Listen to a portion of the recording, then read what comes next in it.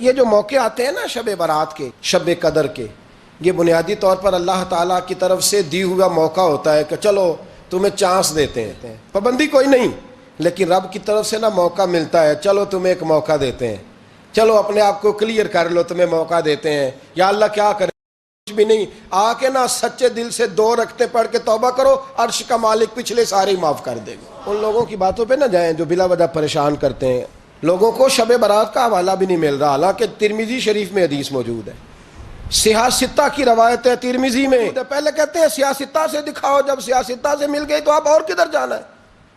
اور ابن ماجہ میں موجود ہے مولا علی کی روایت، اور ذرا ترتیب دیکھیے گا، یہ ترمذی کی حدیث ہے، اور امام ترمذی نے تو پورا باب باندھا ہے 15ویں شعبان پر، پورا باب۔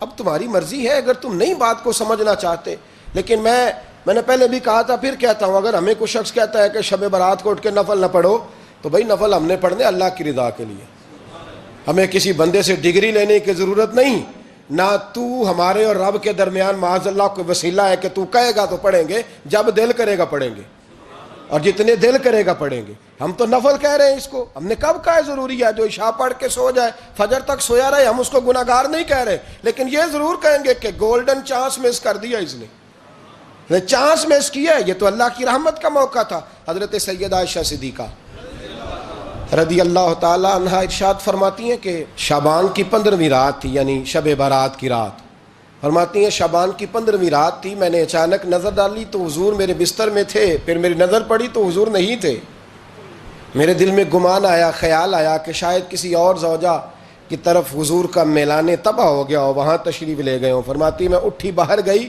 تو نبی کریم علیہ السلام جنت البقیع میں تھے، قریب ایک جگہ پہ حضور دعائیں مانگ رہے تھے۔ فرماتے میں گیا تو حضور فرمانے لگے، ابو بکر کی بیٹی تو نے کیا گمان کیا کہ اللہ کا رسول تیری حق تلفی کرے گا؟ عرض کی حضور آپ مالک ہیں، کہیں اور جانا چاہیں تو میری طرف سے پابندی نہیں۔ کہتی ہے وہاں کھڑے کھڑے میرے رسول کریم نے بیان فرمایا، یہ ترمذی کے لفظ ہیں، حضور نے فرمایا عائشہ یہ شعبان کی 15ویں رات ہے، مدینے میں سب سے زیادہ بکریاں بنو کلب کا قبیلہ پالتا تھا، فرمایا آج کی رات بنو کلب کے قبیلے کی بکریوں کی تعداد کے مطابق اللہ میری امت کے لوگوں کی بخشی فرما دے گا۔ یہ وہ رات ہے۔ جناب عائشہ صدیقہ رضی اللہ تعالی عنہ نے بات رات کو سنی تنہائی میں، نبی پاک سے رات کو تنہائی میں حضور سے سنی، سویرے جناب عائشہ نے کل امت کو بتائی۔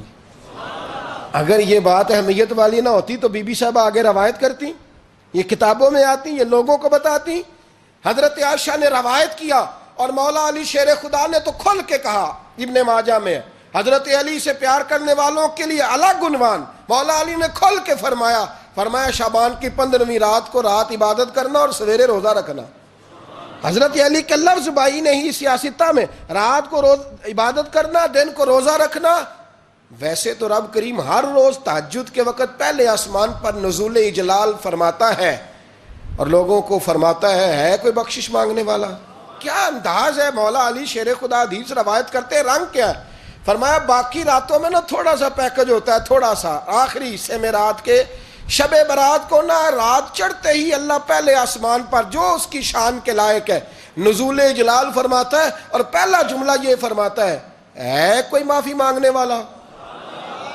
اللہ کرے آپ کو سمجھ آئے، یعنی معافی دینے والا کہہ رہا ہے چلو آؤ ادھر آؤ ذرا معافی مانگو، میں معاف کرنے آیا ہوں، مانگو معافی، ہے کوئی معافی مانگنے والا؟ معاف کر دیں گے۔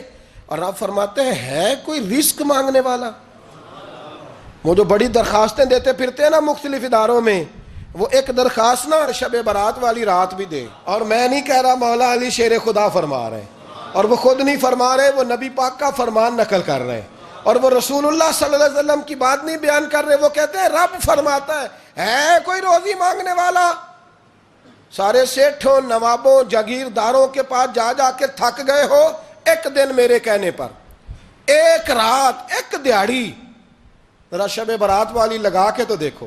تو میرے رسول پاک علیہ السلام نے ہمیں یہ میسج دیا، پیغام دیا، فرمائے اس رات جو اولاد مانگے گا رب اسے بھی عطا فرمائے گا، اس رات جو اللہ سے بخشش مانگے گا اللہ اسے بھی دے گا، اس رات جو رب کریم سے عزت مانگے گا اللہ اسے بھی عطا کرے گا۔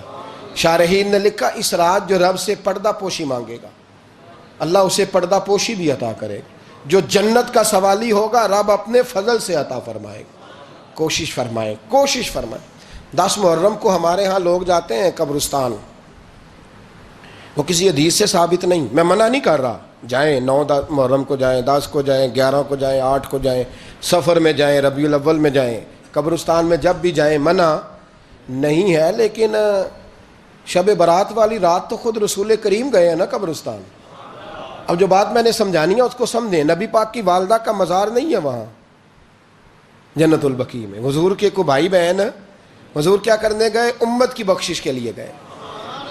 شب برات کی رات لالچی نہ بنے کہ صرف میں نے اپنے لیے روزی مانگنی ہے, کل امت کے لیے مانگے رب کریم سے. مانگے اپنے بھائی کے لیے, مانگے اپنی بہن کے لیے, مانگے اپنے بیٹے کے لیے, مانگے اپنی بیٹی کے لیے, مانگے اللہ کریم سے. یہ مانگنے کی رات ہے. پچھلی راتی رحمت رب دی کرے بلند آوازہ, بخشش منگن واریاں کارن کھلا جے دروازہ. آئیں اللہ کی بارگاہ میں اس رات کو کھل کے دعا مانگیں.